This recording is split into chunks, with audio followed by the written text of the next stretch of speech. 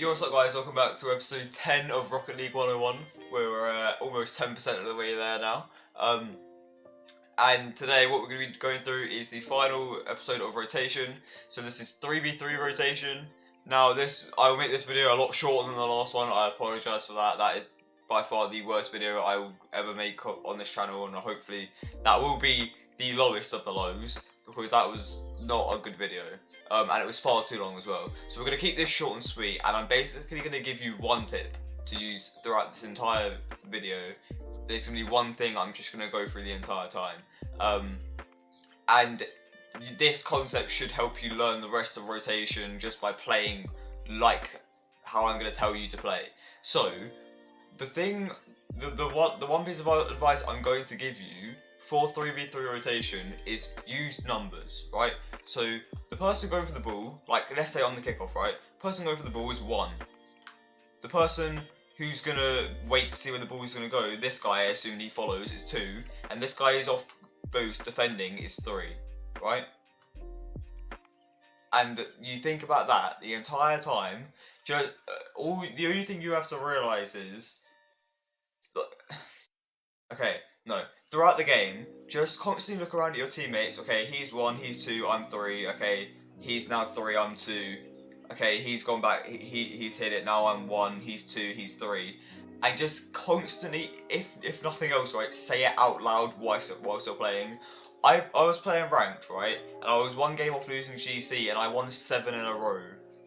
And we barely conceded any goals, and I just constantly felt like I was there to save my teammates after the mistakes every single time, simply because I was always in the perfect position, because it was so clear to me exactly who was meant to be going for the ball and what order and what was going to happen next. And it lets you plan ahead so much, because when you know that you're 3 and they're 1 and your teammates are 1 and 2, you can see the play happen before it happens, and it's so simple. Everything feels so much slowed down, calmer. You're ready for everything. You know exactly what's about to happen, right?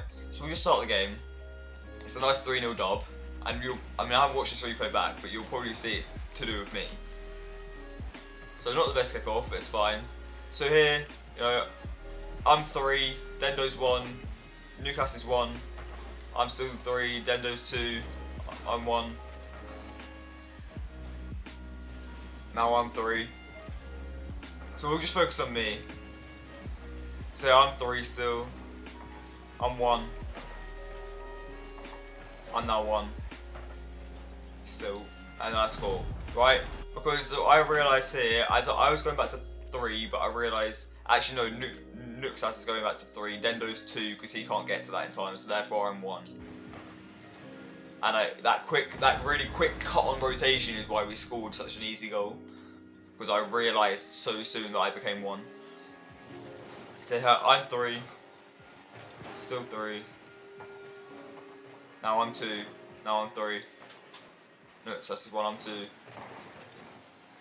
I'm 1, I'm now 2, I'm 3, and now I'm 2, because Nuxas is behind me, I'm 1, I'm now 3, I'm now probably 2, yeah, I'm 2 here, I'm 1, because you missed. It's a lot easier to go through it as you're playing, but watching it and doing the numbers is actually harder than doing it whilst you're playing. I'm now realising this. But trust me, it's really easy when you're in the game, because a lot of the time, if you want to win in 3s as well, especially in solo queue, the best thing you can do is literally play 3rd man. So basically, be the guy who's constantly going around here, just being really just covering everything, and basically just letting your 2 teammates be 1 and 2 the whole time. Just rotate between 1 and 2, and you're just 3rd man in the back. So if you play like that, it's then even easier, because you can just, most of the time your 3 is like your default, and then if you're not 3, then you're either 1 or 2. So here I'm sort of 2 or 3. It doesn't really matter because we're both coming back. It depends where Dendo goes. But now I'm 2 because he's going to the left. So now I'm 3 because Nuxas pushed forward. But now he's going back, so I'm 2. I'm 1.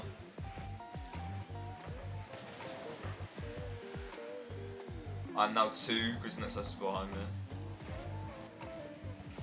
I'm now 3 because I'm furthest back. 1. Okay, I'm still 1 here, but that was poor push from both of them. Neither of them should have really been up that close for that. But, you know, it works. I'm 1. Okay, so again, I score because I realised Dendo's 3, I can stay up because Nuxas is 1 and I'm 2 here. So it saves me for me to push. And I get a quick cut on rotation. You realise I was just so ahead of everyone else, right? 1, because I'm probably higher than like low GC1 as a player, for 1, but 2, I'm seeing everything so much faster because I'm realising, okay, I'm next to go here. You might think, well, yeah, it was pretty obvious you're next to go. No, but if you're already planning that, like 15 seconds ahead in time, okay, not 15 seconds, that's not possible, right? But like that, like a ridiculous amount ahead in time, it's like you don't even realise how much further ahead you are than everyone else, and then you realise, okay, I'm just winning and scoring goals over and over again. You're like, there has to be a reason, and that is the reason. You don't realise, but you're constantly sort of reacting to everything that's going on. But if you can get ahead of it by knowing the numbers of your teammates and everything, everything is so much easier. It's actually unreal. This is all you have to do in threes. It's just literally, you know, like if you want to, like as I said, ranking up in threes, the best thing I could ever advise you to do, right?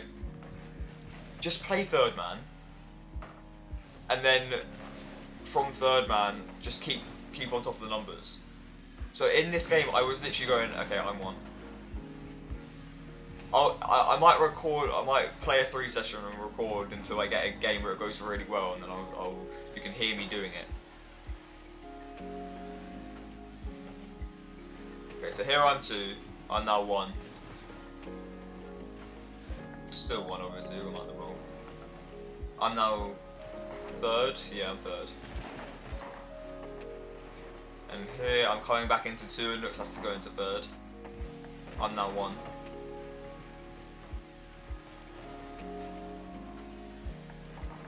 Okay, I'm now 3rd.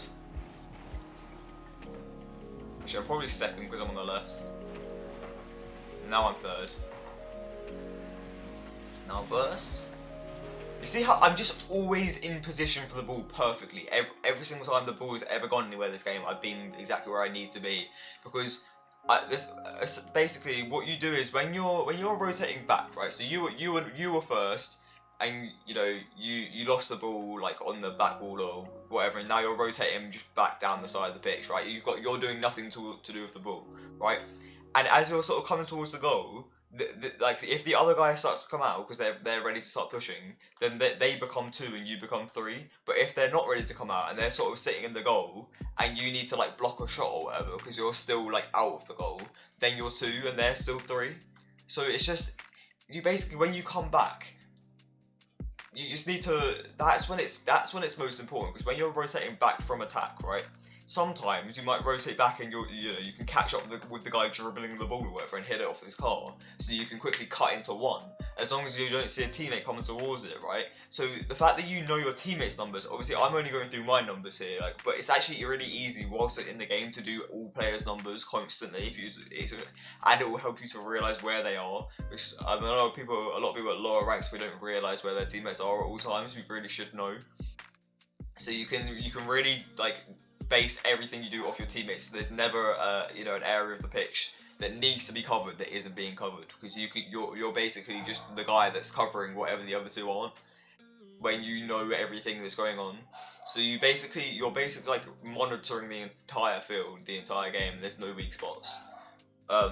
It's broken. It's actually broken as a play style. I mean, you'll notice, right? I've been the most defensive player on this team by a mile. Like every single time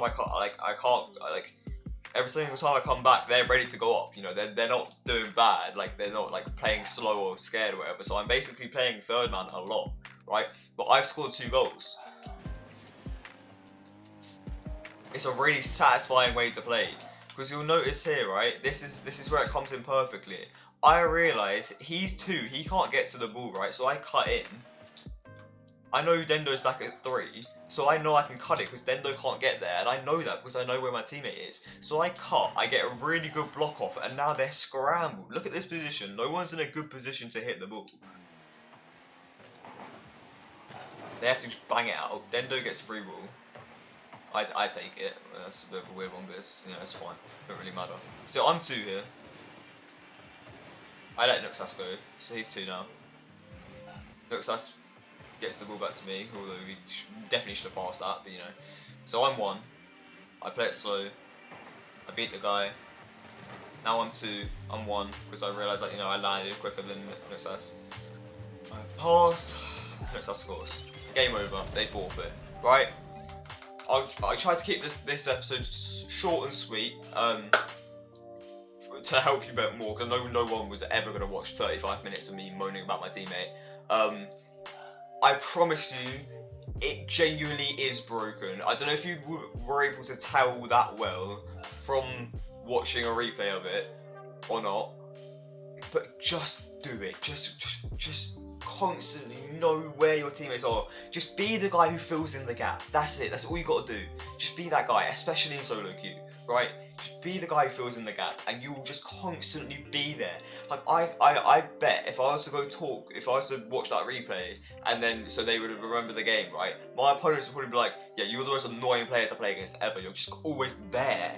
Like you've probably had that one game very rarely where you're like, mate, that guy was just always there. Like there's just never a chance to score. It felt like because he was just always there. Like he never like was out of position. He was all over the pitch, right? You literally feel like you're moving 500 miles an hour. Like you can be here and here and here and here and here whenever you need to be. It's such a nice and calm and fun and like aggressive still like way to play. Like. I got two goals and an assist, and all the other games I played where I was winning like this, I was getting most of the goals and I got MVP every game. Like in GC, you know, like it is not only the best way to play, but it's also incredibly fun and satisfying. So if you can change the way you play threes in any way whatsoever, use your numbers. So 1, push the ball. 2, wait to see where the ball's going to bounce from the 50 or the challenge or whatever's happening, or the pass that you know the guy at 1's doing. And then 3 is the guy who's waiting, monitoring the back half of the pitch, making sure nothing crazy happens to go straight in the back of the net, right? And stopping counter attacks. But anyway, I hope that was short and sweet. I hope that was useful to you. So I will see you for episode 11 tomorrow. And later today there should be an episode of 50-50 to the Moon. So I will see you later. Peace.